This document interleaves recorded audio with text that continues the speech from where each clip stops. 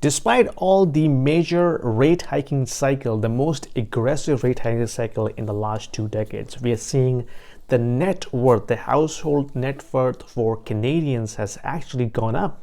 It's gone up by 1.8% in Q4 2023. According to Stats Canada, they published these numbers this morning, and according to that, the Canadian household net worth has actually gone up by 1.8% in Q4 2023. Where is recession? If we are in recession, if we are seeing the economic depression or the contraction in the economy, how come the household net worth still climbing up? Well, the answer is because of the stock market.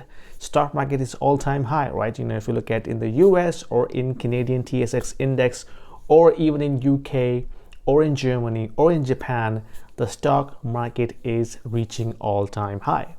And even though we have seen the most aggressive rate hiking cycle, which has brought the home valuations a little bit down, so the household net worth as a percentage in the residential housing sector has gone down by 1.9% in 2023, which is offset by the gains in the stock market. So which explains why the net worth of the household is still climbing in the face of the most aggressive rate hiking cycle.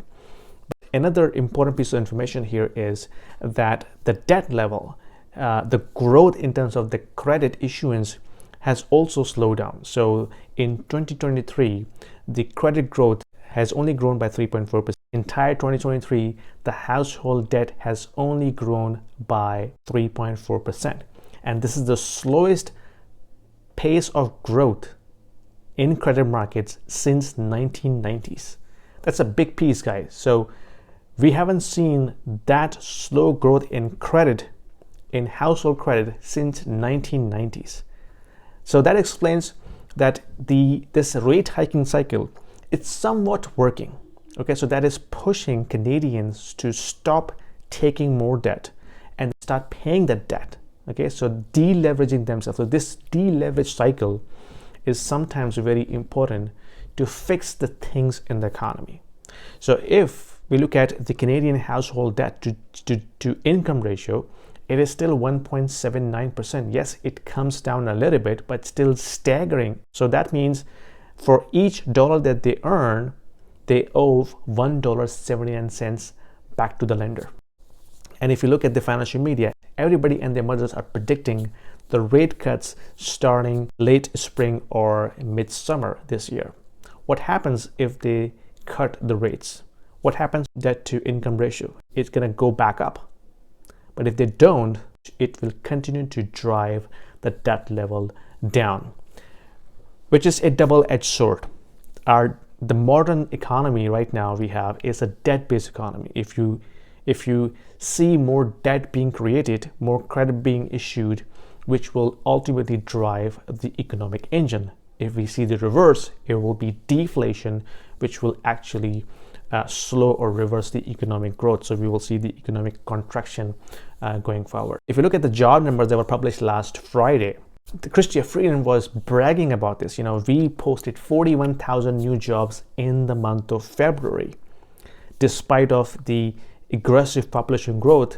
The population growth is still outpacing the amount of jobs that we're creating.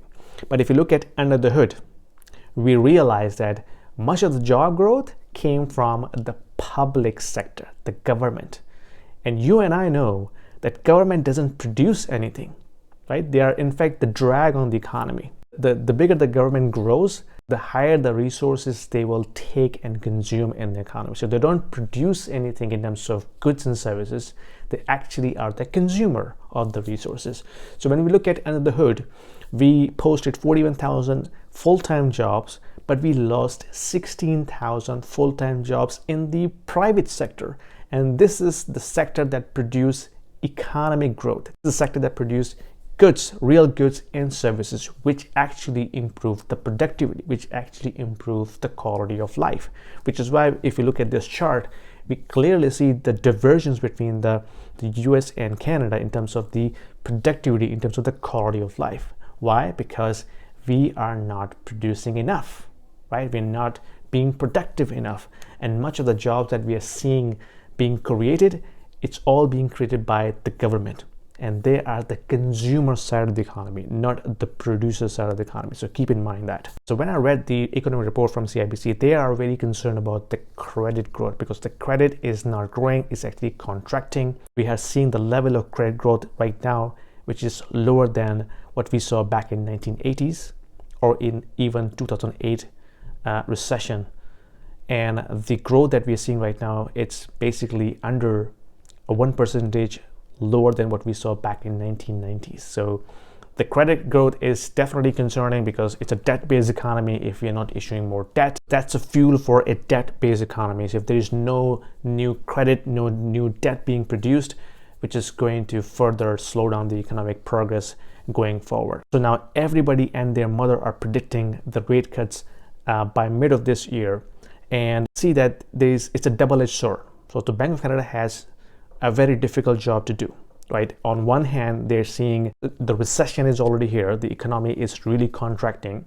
We're seeing the insolvencies are also rising, right? The household are still struggling, even though their net worth is going up on average, but the middle class households are still struggling because of the higher interest rate. At the same time, they're seeing the inflation, it's still sticking around, around 3% mark. So we saw the CPI reading in the US, and that is still higher than the expectation, right? So if you look at the yearly inflation, that doesn't look so aggressive, but if you look at the month-over-month reading, it is still going up. And the core inflation, which is removing food and energy, it's still sticking around 3.8%, okay, on annualized basis.